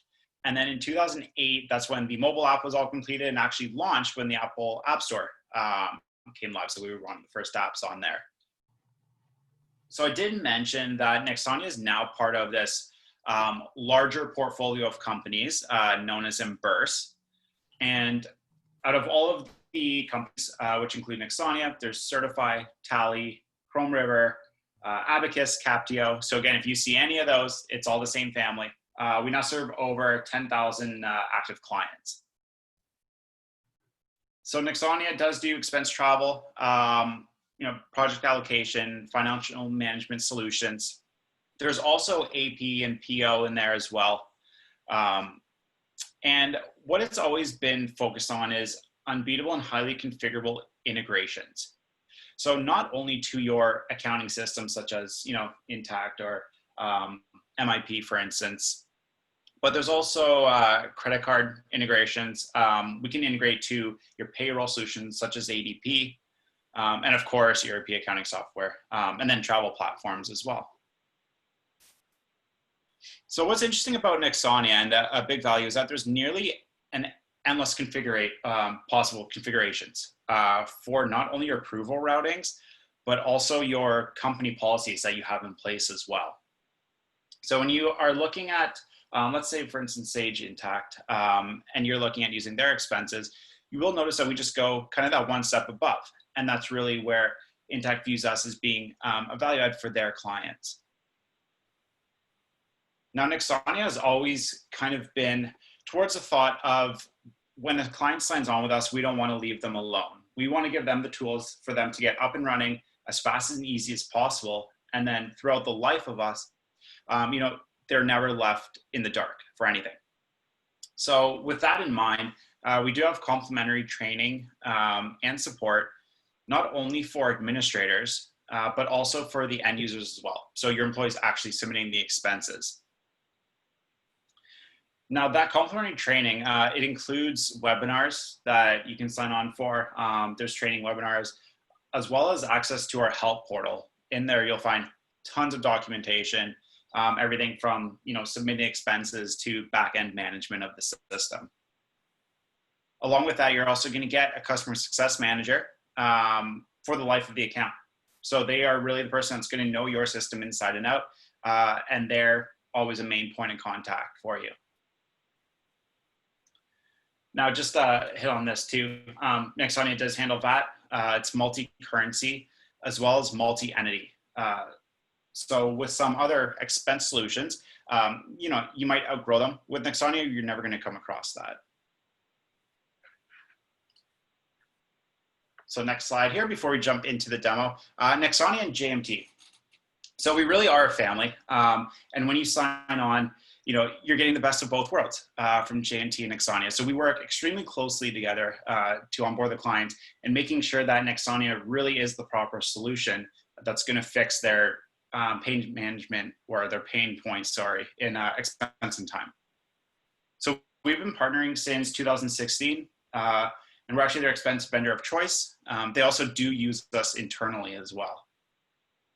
So right now, we have over 50 active clients, and that includes Sage, Intacct, and MIP. We also do some thought leadership webinars, usually that's done quarterly, and then we do attend yearly JMT Innovate. So you might have come across Nexonia for that conference. So with that, I don't want to, you know, kind of bore anybody with any more slides. I will hand it over to Maria so you can actually see what I'm talking about in action. Awesome, thanks, Byron. All right, so I'm going to start sharing my screen here shortly. Can everybody see my screen on your end? We can see it. Okay, perfect. So in the middle of my screen here is the Nexonia mobile device, and in the background is the web application. So we're going to focus on the mobile app first and then navigate our way throughout the system. Now, a few things to note before we actually dive in and build out a report. You are going to see the Nexonia logo and coloring throughout both apps. That section there is customizable, so we're going to have your organization's logos and colors here instead. Also in the middle of the screen here, where you're seeing transactions with the number 15, this here is where your credit card integration would be stored. So if you have any company cards that are issued out to your employees, we will work directly with your bank to get this feed established. So as soon as those employees make those transactions, they'll automatically flow into our system. Now back on the main screen here, we're going to actually go in and build out a report. So the way this whole process begins is your employees would click into the report icon on the top right of the screen. And once you do so, you're going to see this summary view. And this is basically where you can enter in the report title. With the mobile app, it's always going to default to today's date, but the employees can override it by just clicking into it and then entering in whatever title they'd like. Once they're ready to go here, they would hit save at the top of the screen, and they're now going to see that expense report open up. From here, the way this process begins is they would go into add item at the bottom of the screen. And once selected, they're going to see these two options. So the first is going to capture any reimbursable or out-of-pocket expenses. And then the add from credit card option below is going to reference that credit card feed we saw earlier. From here, when they find the transaction that they're looking to pull through, they would just single click straight into it. And from there, they're now going to see that individual transaction view open up. With the credit card integration, you are going to see various fields come over into this view. So you're going to see things like the amount, the currency, the transaction date, and then the credit card the purchase was made on, all auto-generate here. And at the top of the screen, this is where they can attach their receipts. With the mobile app, there's 3 different options as to how this can take place. So the first is if they've taken a picture of the receipt earlier on and they're waiting for the transaction to come through, which is most likely going to be the most common option, they're going to see a flag raised above the amount section here that's going to let them know that there's a receipt in the system that matches this transaction. Now, the way the system knows this is we do have an OCR feature that kicks in. And with that, it picks up on the date, the amount, and the vendor field on those receipts. And that's how it's going to start or try to auto-merge the two together. The other 2 options are at the top right of the screen. So you're going to see one image with mountains, and that's going to allow your employees to pull any of the images from their camera feed. Whereas next to it, you're going to see a little camera icon. And once you click into it, you'll be able to take a picture of the receipt using the app. If you do this through Nexonia, it actually saves the images directly in the application instead of on your phone, so you don't have to go in later and start deleting all these unneeded images. Now, scrolling down here, you're going to see additional fields. For my specific setup here, we have the category field, department, grant, and location. Everything you are seeing here is customizable, so we're going to tailor this to your specific requirements. And if you're using accounting systems like Sage Intacct, we do have an automated integration, so these fields are going to flow in directly from those accounting systems. So here we're going to just navigate our way down. So we're going to start off with the category, which in this case is the expense category. And again, this field here, this view here will be customized based on whichever ones you're tracking. The employee would make the selection here and then move on downwards. And here you're going to see department, grant, and location. As you can see here with the department location field, these fields are already auto-generated on this expense since we can set up things like user defaults. So anytime the employee would come in here, those fields will automatically pull through from whatever's on their employee profile. The other option would be similar to grant. So they would come in here and then make that selection. Finally, at the bottom of the screen, you have your memo field, and this is where additional details from the credit card are going to flow over into. And if the employee wants to add any business purpose or any additional information, they can do so below. Once everything is now coded out, the employee would hit save at the top of the screen, and they're now going to see that transaction added into the report, and they'll see a little credit card icon under the amount showing that it's been made on one of the integrated cards. Now from here, we're going to navigate over into the web application. And actually one thing to note as well about the mobile app is that it is fully offline capable. And what that basically means is that if your employees are traveling or they're not connected to Wi-Fi or data, they can still go into the app and code out their expenses just as we saw moments ago. And then from there, once they do reconnect, everything's just going to sync over between the two systems. Now on the desktop version, this is what they'll see when they log in. As you notice here, we do have other applications available, but for today, we're going to focus on the expense tool. Once selected, you'll see that report that we were just working on moments ago. And the way it's going to look here for your employees is as they continue to add additional reports, you're going to see them listed down here with the oldest at the bottom and the newest at the top. If they wanted to add a new report, they would click into this green button here, or they would just double click into the existing report to continue working on it. Once selected there, you're going to see that report open up, and you're going to also see the information that we just added on the mobile app. At the top left here, you're also going to see the two fields that we saw on the mobile side, the first being the reimbursable options, and the second one being the credit card piece, which is where we're going to focus on again today. Once opened here, you'll see the exact same transaction view that we saw on the mobile app. The main difference here is that if your employees wanted to bulk import transactions, they can do so by clicking into this icon at the top. And they can also start categorizing everything from this one screen without having to go into each one individually. If you are tracking any of those additional fields like department, location, etc., we can have all of those columns displayed here. So again, all the coding can take place in this one window without having to go into each one individually. For this example here, we're going to just pull one in. So we're going to go into milestones and then hit create. And from there, you're now going to see that individual transaction screen open up again. And you're going to see all the fields coming in from the credit card, which have already auto defaulted here, as well as all the selectable fields that are going to come in from your accounting system. On the right-hand side, this is where we'd attach our receipts. And there's three options also for the website. The way it works here is if you have any receipts that you've taken a picture of earlier on and you're waiting again for the transactions to come through, they will reside in this middle console here. So this is where you're able to drag and drop them into the transaction. The other two options are at the top here.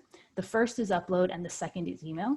And with this email feature here, if your employees receive any emailed receipts, so usually hotels will do this when they're checking out, the employee can actually forward those receipts directly to receipts@nexonia.com. And from there, the system will attach those receipts to that user's profile so they can reference them when they're building out a report. Now, in the event that the employee has an existing report, all they would do in that case there is enter the report code into the subject of that email. And from there, once they send it through, the system will know which report it belongs to, so it'll attach it to that pre-existing report. The other option here, which I'm sure everyone's very familiar with, is a standard upload.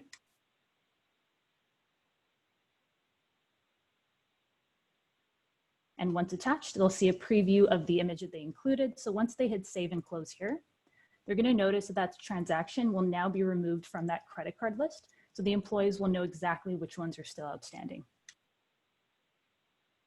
And back here on the main screen, you're now going to see that new transaction added to the report. When everything is ready to go and they're ready to send this through, the employee would just hit the green submit button at the top here. And once they do so, you're going to notice these blue arrows populate on this section here, showing that it's been sent off. And you're also going to see the approver's name in this section here. So if you have a multi-step approval workflow, This name will change as these transactions move along that path so that the employee, the admins, the approvers, whoever really needs visibility into that will know with whom these transactions are sitting with. Now on the approver's perspective, the way it works for them, they will get notified via phone or email, so they can complete the approval process on either device. If they use that email link, it's going to redirect them into this tab. And they're going to see that report sitting in their queue here. So all they have to do here is just double click into it, and they'll see the same view we saw earlier as the employee. To make things even easier for the approvers, all they have to do in here is hit show receipts. And they're going to see exactly which attachments were included down here. And on the left, you'll be able to toggle between them. And once you do that, this number at the top here will change so that you know exactly which line item it belongs to up above. In the event that the approver did need to dive into a transaction, they can definitely do so by just double clicking into it. And they'll see again that same view we saw earlier as the employee. If you wanted to give the approvers edit rights, we can do this. So if they notice that there's a coding error or anything like that, they can make that adjustment without having to send it back and forth. And on the other hand, if something did need to be sent back, they would just click into the line item here and then hit reject at the top. And once they do so, they're going to see this rejection comment window open up so they can let the employee know exactly what happened. Then finally, yeah, this is Rob. We're going to have to wrap it up here. Oh, actually, it's perfect because I'm right at the end. So I'm just going to go ahead and approve this. Yay. There we go. And you're all good to go. Nicely done. All right. I want to make sure you all have your chance to, you've got a very nice prize to give away. I want to make sure you have a chance to do that. So it's going to be a speed round type thing. One question takes it all. All right. Fantastic. When did the partnership between JMT and Nexonia kick off?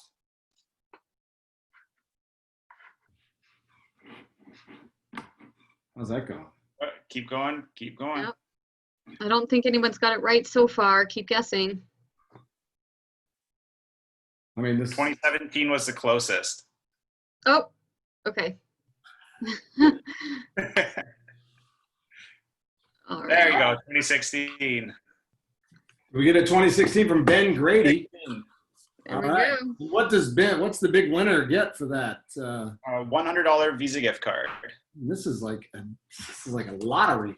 This is great. Well, thank you, Maria, for that really fast-paced and great overview presentation. Thank you, Byron. We really appreciate our relationship with Nexonia. Next up is Terry Gren from AvidXchange. Terry is the Senior Channel Manager for VAR. I think that's what it is, Terry. Anyway, I don't want to, but AvidXchange is our accounts payable outsource, and they do a bunch of other stuff. Well, I don't want to step on Terry's presentation. Terry, you are up. Fantastic. Thank you, Rob. Well, let's see here if I can make this work. I have so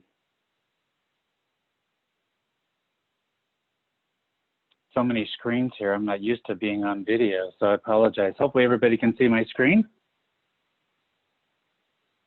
We can see you.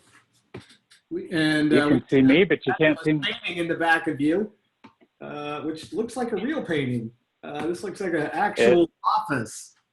Yeah, there it is. Yeah, we can't see an actual computer screen, however. Fantastic. Hold on here. Mm-hmm.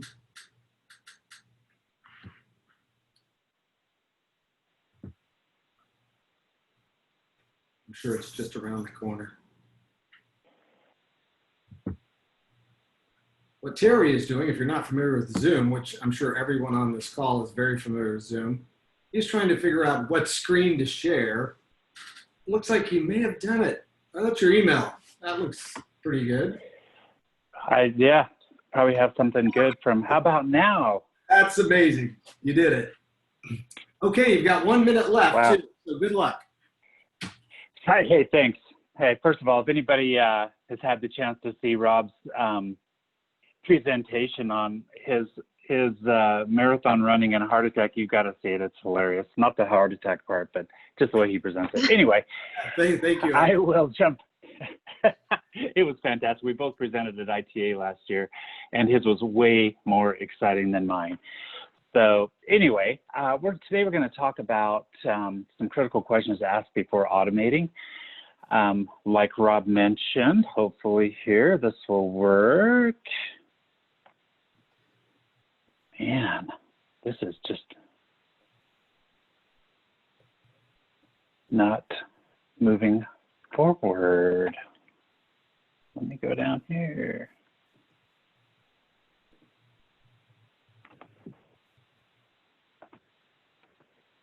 Come on.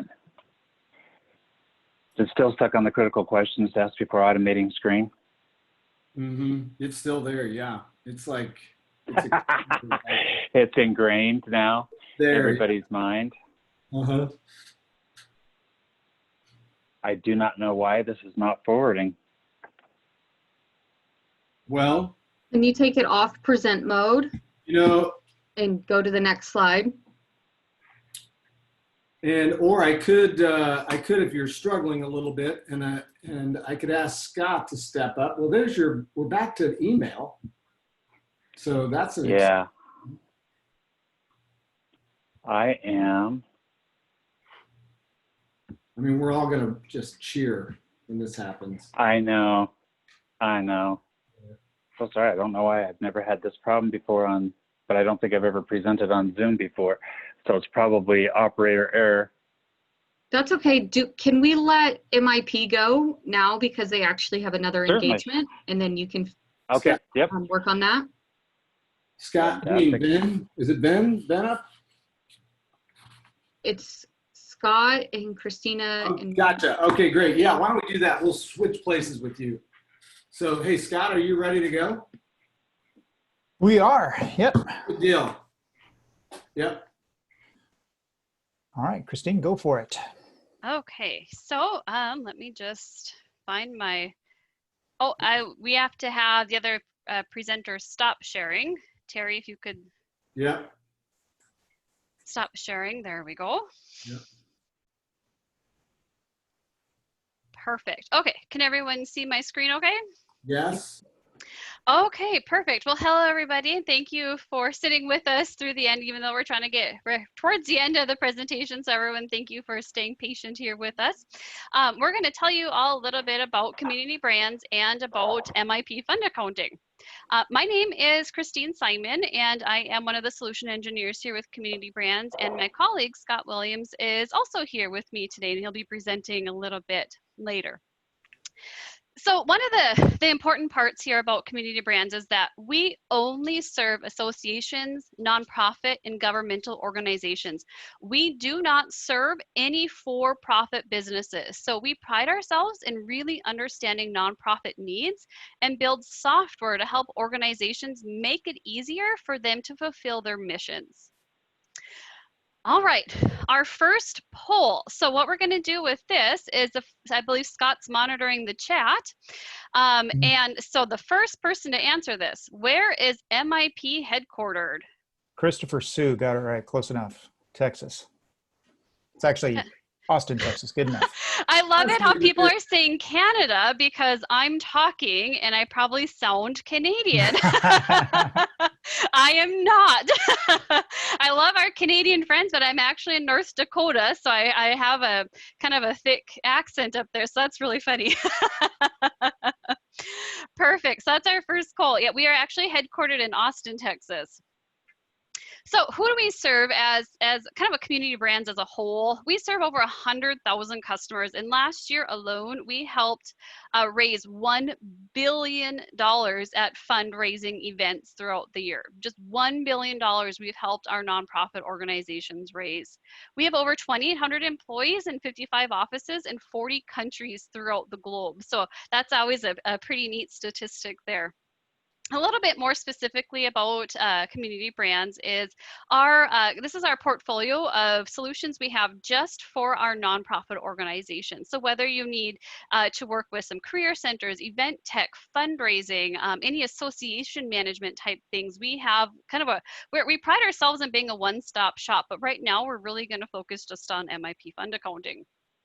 So like we mentioned, we are based in Austin, Texas. We serve over 6,000 customers. A neat fact is that we've been a JMT partner for over 20 plus years. We couldn't find the exact date, but it seems like when we've heard of MIP and JMT, they've gone together for many, many, many years. We couldn't even remember the exact date. It's been so long.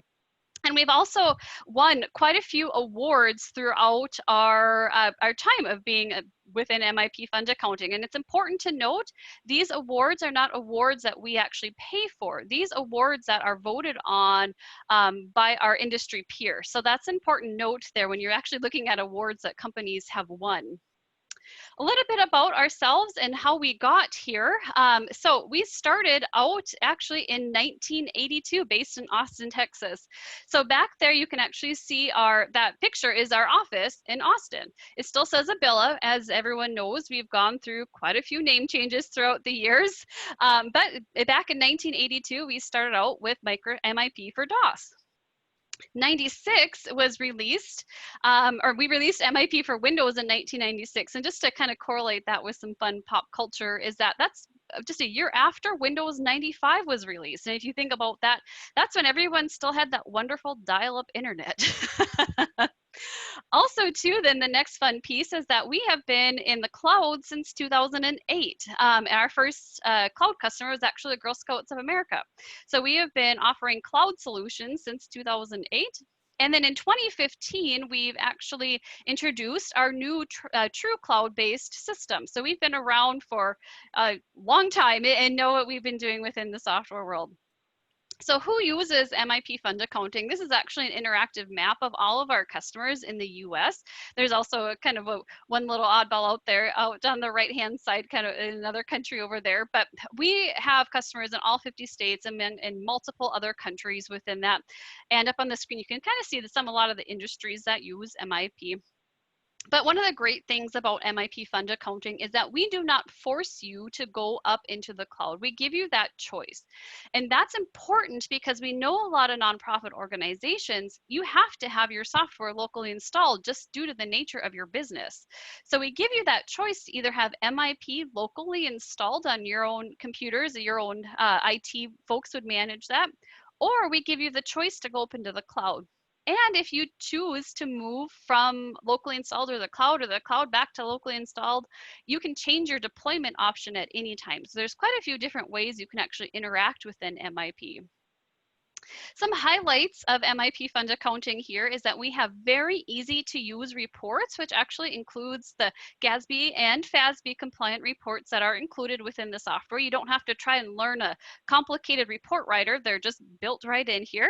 We have an unlimited customizable segment, or dimensions is another term you might hear, chart of accounts system that allows you to create your own chart of accounts that fits your needs. With MIP Fund Accounting, you do not have to try to squeeze into a predefined setup of chart of accounts.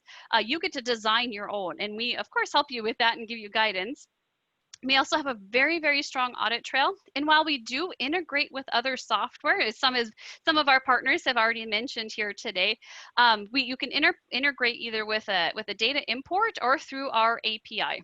However, one nice piece about MIP is that while we do give you the option to integrate, most of the time you don't have to, just because we are a system that grows with you. Up there on this screen, we have all of the modules that we offer, and these are MIP modules. These are not third-party outsourced modules that you have to purchase. On the left-hand side are core modules. That's what typically what a lot of organizations stand for. And then on the right-hand side over there are some of our more advanced modules, such as our human resources, the employee web services, which is that online timekeeping portal. So we've got that full payroll suite, as well as a procurement system, allocations, fixed assets. So almost any type of accounting need that your organization needs, you can pick and choose all the different modules that will make sure that you get the right package for your organization. All right, second poll here for everybody. Same idea. We're going to be the first person that can enter this in. What does JMT stand for?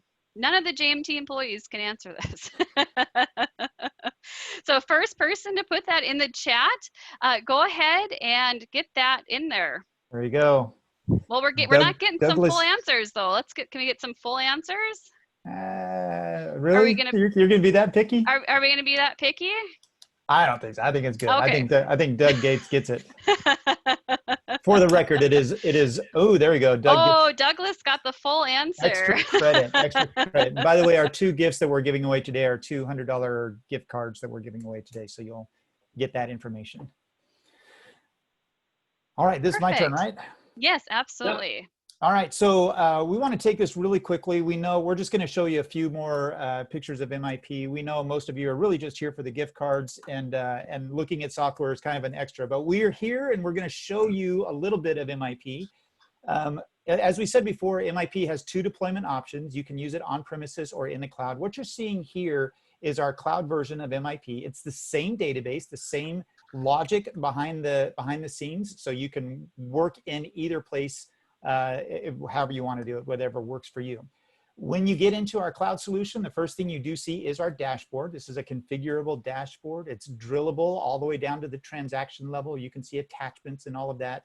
And it's filterable based on your chart of accounts. So it doesn't really matter what your chart of accounts it looks like. You can filter and sort and do all of that kind of stuff. Next slide there. One of the things that we did when we migrated, or we actually developed our cloud version, one of the themes that we had for this is to streamline, take out steps, take out different processes, and make things just a little bit easier. Our on-premises software is really great, but we saw that we had some opportunities to make it just a little more user-friendly. And that's what you're seeing here is our data entry screen and our cloud version. We have, again, more streamlined, easy to look at. And we have smart lookups, which what we mean by this is, you know, if you know your vendor has the word supplies in it, you can just type in a portion of the vendor name and it'll find that and search it, find out for you and pull that up there. So really easy way to deal with that. Go ahead and flip there, Christine. We have a lot of things in our on-premises version that was great in our classic version that we really liked. And one of those is our account balance lookup screen, which allows you to look up kind of a query screen. Lets you look up budget balances or vendor balances or customer balances. And we really like that. And so we wanted to bring that over to our modern interface. And when we did, we thought, oh, we can tweak it just a little bit by putting some color coding in there, making it a little quicker. It's a little faster in the cloud than it was in our on-premises version. And we also put the ability to export that out to either PDF or Excel so you can do some more analysis in it. So same concepts there that we had, just a little better. Speaking of a little better, our reporting module that we have. Reports are hugely important in accounting. I like to make the joke that a happy accountant, and I raise my hand, I'm one of those. A happy accountant is one that does a really good report at the end of the day. MIP started off as a report writer. That's where we said, hey, not we, some guys back in 1982 said, hey, the nonprofit world needs a better reporting tool, and we started there. And that's still a core feature of our system. What we've done in the modern interface is we've kept the same technology for the report writer, but we've made it a little more user-friendly, a little bit easier to interact with it and that kind of stuff. What we've done is change the column area into a drag and drop feature. The filtering is now drag and drop. It has multi-select options when you're doing filters, so just a little easier to get around, and you still get the same great report look and feel. When you're looking at a report, depending on how your chart of accounts is set up, and again, you're going to decide what that setup looks like. In this case, I have an operating fund up there at the top of the screen, and I have a column for each one of my departments. You can create reports that look as any way that you want, as long as you have those segments in your database. So a column by department and a row by program and a page break by grant or anything like that. If you can think up a row, column, and page break configuration, we can create it in the reports. One of the things that we like to say when you're getting MIP is you're not just getting software, you're getting an entire software company. So included in your maintenance and support or your monthly subscription that you would do with this, you're going to get full access to our support team. You can contact us in a multitude of ways. You can pick up the phone and call us. You're going to be talking to one of our support team right down there in Austin, Texas. You can get online and chat with us. It's usually a little quicker way. We like the chat. It lets us multitask, as we're all doing with those chats. You can go online and create a support case online if you want to do that. and all of the other things that you see there, knowledge-based support recovery. Disaster recovery, our cloud is continually being backed up. So if you need anything, if something happens to your database for some reason, we can extract that backup either from our on-site or our off-site backup as well. And then the training, once we actually can meet together in person, we have a fantastic training room down in Austin, Texas, where you can go and meet our trainers. It's a really neat room that you have there right in our office. Right now, nobody's allowed in there, not even us. But once we get, hopefully, we get this lifted, we can do that. We have on-site training, we have regional training, but most of the time what we're doing right now, honestly, is the Zoom training. We can come and do it one-on-one with you. Last thing here, we do want to invite you, those of you, even if you're not a customer, we would like to invite you to our customer webinar coming up in July, on July 22nd, just for an opportunity to get a little closer look at what we're doing. Christine and I are going to be talking about our budget module. There's a registration link that you'll get there with our email, and we are also offering a $100 gift card in that you have a chance to win there.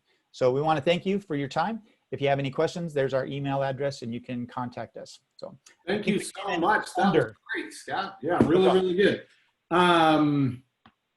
Terry, how you doing? Feeling? Should I move on to the next one, or are you ready to come back? Let's see if this works. I closed my laptop, which was causing a problem. So. Okay. Have they stopped sharing? I believe so. All I see is dark now. Looks dark and potentially very dark. Yeah, go on. I don't know what the problem is. Okay. Scott, are you up? There you go, Scott Hallra. Let's do it. Okay, so right. I'm going to. We're going to keep working with you, Terry. We'll make it work. All right, guys. Thank you, Scott. Thank you. All right. Coming down the home stretch. My name is Scott Hallra. I am the founder and managing partner at a firm called Venn Technology. We have offices in Washington, D.C. And just outside of Dallas, Texas, which is our headquarters where I currently sit. So today we use lots and lots of different applications. My guess is that your organization uses 2, 3, maybe more of the ones you use on the see on the screen, if not a whole host of others. And my guess is that very few of you have these applications working well with one another, if they're working together at all. But it's 2020 and things should work together. The technology is there for us to make these things work seamlessly together. So for example, you should be able to take a donation from your online system and feed it into your donor management application and have that seamlessly flow on into your ERP. Or perhaps you put on big events and you've got this event management system. We should be able to take those registrations, get that 360-degree view of that donor, and again, get things on into the accounting system without human intervention. At Venn Technology, we have a brand promise, and that is that we create systems that free people to focus on what they're best at. We like to build bridges between the applications so that we can give you your time back. My guess is that many of you, if not all of you, have become Excel ninjas. You can work a spreadsheet like nobody else. But my guess is that you weren't hired to rock spreadsheets. You were brought in to do higher level things for your organization. So not only are these manual processes costing you time, they're also error prone. How many of us have fat fingered some keystrokes or had an Excel macro go bad on us? We end up, the more times we touch the data, the more likely we are to have problems. Additionally, when we're doing things manually, we don't have timely insight into key metrics like revenue, expenses, what's going on in our programs. So at Venn, to fulfill our brand promise, we have two strategic partnerships with technology providers, one of them being Sage Intacct. Our partnership with Sage Intacct is a little bit different than JMT's. We work with Intacct as a marketplace partner, and what that means is we come alongside JMT and we provide integration services to enhance the value of what they're already doing for you. And so over the years, we've integrated dozens and dozens of different applications with Sage Intacct, all of the ones that you see here on the screen, as well as many others. And so as long as the application that you have that needs to talk to the accounting system has an API, we can get in there, we can get that data, we can make that a hands-free process for you, and make your life a whole lot easier. The other area that we focus on is Salesforce.com. Many of you are probably saying, as a nonprofit, why on earth would we use Salesforce? We'll talk about that in just a minute. With our Salesforce practice, we will do everything from help you move off of Razor's Edge or some other legacy fundraising system that you may have outgrown or maybe outdated. Or for those of you that are already on Salesforce, maybe your Salesforce system isn't working for you just how it should. Maybe you've gone through a lot of change since you implemented the system. We can help you optimize your Salesforce application. Our Salesforce practice focuses on pretty much all the different clouds within the Salesforce ecosystem, and everybody on the team at Venn Technology, all of our consultants, have one or more certifications on the platform. And one that I'm particularly proud of is that nonprofit cloud consultant that you see kind of called out there. One of the guys on our team is actually one of the very first nonprofit certified consultants in the world. And so we're very, very proud of that. So again, why Salesforce in the nonprofit space? I could spend all day talking about all the different ways that nonprofits might engage Salesforce in the organization. Most often it starts with a donor management use case, and over time it might grow into facilitating programs or some other aspect of your operations. One of the great things about Salesforce, and one of the amazing things that they do for the nonprofit community, is provide license grants, product grants. So they will actually give you 10 free licenses of their enterprise CRM application. And usually when we tell people that, the next question is, oh, well, what happens when I need a license number 11? Well, the good news is they provide very, very deep discounts for nonprofits on those additional licenses, as well as additional products within their overall ecosystem. So if you would like to be able to take this donation from your webpage, have that seamlessly flow into your CRM application, and then see that recorded right within your general ledger without a human having to touch it, we would love to have a conversation with you. On to our trivia question. For those of you that follow football, the Seattle Seahawks back in the early 2000s began using the term the 12th man. What university originated the term the 12th man? That's a really good question. Yeah, we've got 2 votes in. I don't think either of them right, Scott. I think I know what university you're talking about, but. No. Oh, there we go. Sean, Texas A&M. Not surprised that is what you went with. It's very good. Well, thank you, Scott. We really appreciate. So who is the winner there? That would be Sean Hale. All right. That's terrific. So, Scott, we really do appreciate it. I'm going to go to Altec. Laura with Altec. Are you teed up and ready to go? I am. Can you see my screen? I can see you. Well, how about now? Yes, you are up. Woohoo! Okay. All right. Well, I know we're tight time, so let's just move quickly forward. Hello, everyone. Thank you so much for your time, the opportunity. So we've been hearing the term digital transformation for several years now. But right now, today, at this moment, is really applicable to all of us because it's about transforming all information and document electronically and to use tools and technology so we can connect, the people, the staff, to the documents, the information that needs to be processed around, passed around, and action to take apart. Okay.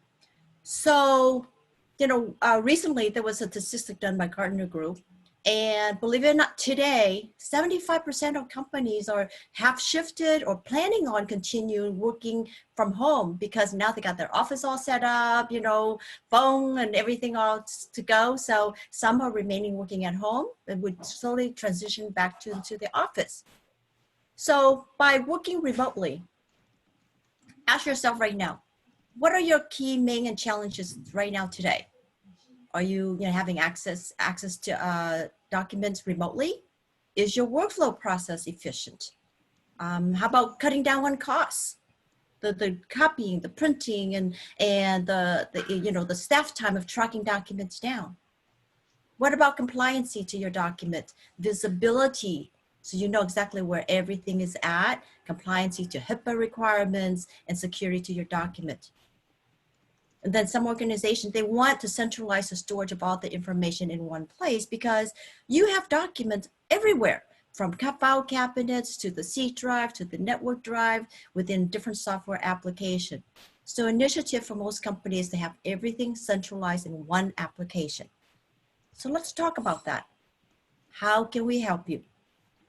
So DocLink, think of DocLink as your electronic file cabinets where all your documents information is going to be stored. Now remember, you may have offices throughout the nation, the world, staff, on the road, okay? But they're able to store all their documents information in one place at corporate office, yet everyone will be able to have access to that information. We offer different ways and methods of how we can capture your data. Okay. Unfortunately, I only have 10 minutes, so I can't cover them all, but just know that we have different methods. Once it's in the system, now some clients say, you know what, Laura, I need compliancy, I need accessibility. I just need a solution where I can store and search my document, okay, and able to track the life cycle of the document. That's it. Yes, we can do that. That's document management. But then there are documents that need to be routed around for review and approval and action to take apart. Think about, let's say, your AP invoice that needs to be routed around for approval, or vacation requests, or timesheet, or expense report, or contracts. Any document routing around for action to take apart. That's workflow. And the nice thing about our workflow is that it can be as very comprehensive or as basic as you want, because we can allow you to apply different business rules. I hear every day, well, if an invoice is over $5,000, it has to go to Megan. If it's above $10,000, it has to go to Megan and then Rob. Or based on GL code, or based on vendor, or based on customer, whatever your rules are, we can create a workflow template and route it automatically for you. We also have the ability to create electronic forms as well. Also, is a big benefit with DocLink is that our system is fully code integrated with Intacct. Okay? So that means, folks, is that data is being passed back and forth between the two applications in real time. Because you have a lot of your vendors and client information in the system, let's reuse that data. Let's reduce that data entry. We also have automated delivery tools. Documents that you generate in-house can automatically be sent out to your customers and vendors. But at the end of the day, it's a system that stores and manages all of your documents and information. So you're going to be able to access those documents within Intacct, but you will also be able to access it outside of Intacct via the web, through client, or through the DocLink mobile. Now with DocLink, it could be installed on your server, it could be on a private cloud server, or it could be on a host DocLink cloud as well. So we offer different flavors. Okay. How are we different from some of our competitors? Because there's a lot of product out there. Well, one, a system allows you to track the complete cycle of your document from the infant stage all the way to the end. Think about, wouldn't it be wonderful for a system to tell you, hey, Rob, Here are the list of contract that's going to expire 3 months from now. Or here's the employee certification that they need to recertify within a month. Or here are the list of contract that met its retention period last week or last year, so you need to purge it from the system to comply. We have OCR technology available as well, okay? Optical character recognition. The idea is it allows for the batch storage of your documents into the system. It reads the data on your documents to help minimize data entry. And when it comes to AP invoices, it also can do automated matching against your purchase order and against your receiving, saving a lot of the mundane, labor process. We talked about the flexibility of workflow already. Wouldn't it be nice that, Rob, you're out on the golf course and you get this email, you can open it up in that email and the contract or expense report or invoice is attached to that email. You can open it up, and then from the email, you can click approve or reject and even add notes. And that's login or audit log. So you don't need to have access to the software, okay? Anywhere around the world to access via your mobile app, your email, your iPad, the web, any Android, iOS devices, you're able to approve and review and act upon for the documents. I'm going to show you searching a little bit, but that's the key components to our system is searching flexibility. Because I know many of you, you're sitting there saying, Laura, we're already scanning documents we have on a network drive folder already. Great, that's a way to go paperless. But over time, you're going to store so much in there, okay, to able to find something, you have to go from folders, subfolders, subfolders, and if you didn't misfile it in the wrong place, or if someone didn't accidentally drag it and delete it or moved it to another location. So we're going to show you searching. Electronic forms. Some of you may have like HR forms, expense reimbursement form. They're in Word, PDF, or TIFF, or a piece of paper. We can create a template of your form electronically, so that way you go in and fill it out electronically, and then we can push that data over to other software application to help minimize data entry, okay? Auto distribution. Think about, for example, when you create a purchase order, okay? Our system can automatically email out to your vendor, or when you create an AR invoice. Once you know, a typical use case I've been hearing a lot from Intacct clients is when we send out AR invoice to our client, we want to attach the expense receipt with it for that particular job or project, okay? That could be done easily. All you have to do is to create the AR invoice in Intacct, and our system will automatically go and look for the receipt associated with that job, attach it to the AR invoice, and automatically email it out. And that tool can be used for any type of documents. At the end of the day DocLink is an enterprise content management system. Many customers will start for AP because that's the most trouble spot. AP automation, routing and approval, coding, pushing all the data into Intacct, able to access the information in Intacct and in DocLink. Wonderful, okay? However, once you go paperless, other departments going to see how efficient you are, and they want to go paperless as well. So the ROI with our system is that you can then expand it, the same system, to other areas, to contract management. Okay, we're integrated with DocuSign, HR document, because our system, is comply with HIPAA requirements. Expense report, corporate credit card processing. The list goes on of what we can do and help your organization. So as a rule for a customer, we always tell them, before you go out and buy another software, talk to us first, because most likely the DocLink can do what you need it to do, okay? Now, like I said, we talk about the integration with Intacct. So here are the benefits, is that because we are Sage Alliance partner, we've been in business for 30 years, and we've been alliance partner with them for over a decade, is before they come out with a new release, before Altec come out with a new release, the two companies works together, making sure that everything's compatible. So when you as a customer upgrade, you're not going to run into incompatibility issues, okay? And like I said, there are many products out there, and they will tell you, oh yeah, we can integrate with your Intacct, but they neglect to tell you it's through a process called screen scraping. So it's kind of like integration at the surface level only. So when you upgrade, integration gets broken. So you as a customer will need to pay to redo that integration. Okay. So here's an example of a use case, a stay-home health hospice. They originally reached out and say, you know what, we need a way to automate our AP process. Streamline, because they were having trouble getting timely approval. They were wasting time doing duplicate data entry. They didn't have the integration with the ERP, and they wanted to be able to access documents within their ERP.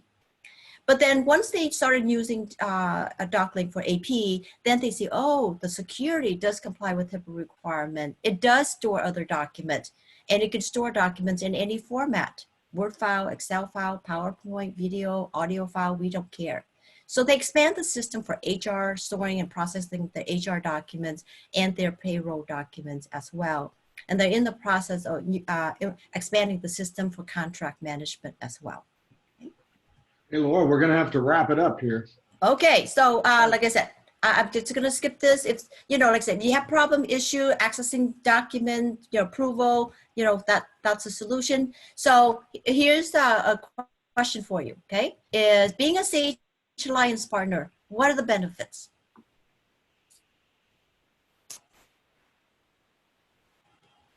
It's all of them. And is that all of them?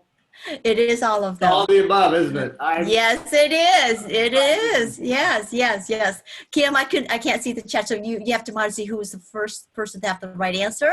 And like I said, we'll send them a $50 Amazon gift card. Okay, Laura, that was a fantastic presentation. We really do appreciate it. And that was a $50 Amazon. Is that right? $50 Amazon? Yes, sir. Yes, sir. Yeah, no, very good. Okay, so we were late, which I apologize, but we had an awful lot to do. I want to thank all of our presenters, all of our partners for this opportunity to present a lot of different technology available for nonprofits in the JMT ecosystem. I want to give Terry a chance to come on, and he's got a really nice gift to give away. So I'd like to give Terry from AvidXchange a chance to do that before we close. And look at that. Terry's got. Of course, you know it's going to work now, man. That's terrible. We're going to have AvidXchange come back on and do a presentation, which we do a lot anyway. But yeah, we do, and I apologize for that not working out. But anyway, we would at least like to give away our prize. Let's see if we can get that up here, which is our Fire TV cable. So the question is, what AP automation can reduce errors? What's the percentage of AP automation can reduce errors and improve accuracy? Don and Diana are coming. Everybody's coming in strong with the 50%. That's just weird. I don't know why. That's amazing. Oh no, we got maybe an 80. As big as I opened. Oh, we got an 80? Wow. I wish it was 80. Yeah, it is 50%. That's why I opened on the screen. I was like, I know we were out of time. I didn't want to take any more time. Well, look, man, yeah, that's amazing. So, hey, Terry, we appreciate it. Sorry you had the bad luck there. Everybody, probably everyone on this call has been through that exact thing. So we're very empathetic to that. The last thing, Megan Mandiola, who's one of our team members here, has got the announcement for the JMT prize, which I think we had a partnership with Workforce Go. Is that right, Megan? Yes, that's right. Thanks, Rob. Okay, so who is our final winner? Yeah, so you all hung out to the end. So the winner of the $250 gift card, 200 from JMT, 50 from Workforce Go is, imaginary drum roll going on here. It's Patrick Newton. You have won the gift card. And so if you're still on here, congratulations. If you could please give us your email address, we'll make sure we get that over to you. But congratulations, Patrick. All right, well, that's great. So listen, thank you so much for coming and spending a couple of hours with us today. We really appreciate it. And again, thanks to all of our presenters for all of the great content. And you all have a great rest of your day. Take care now.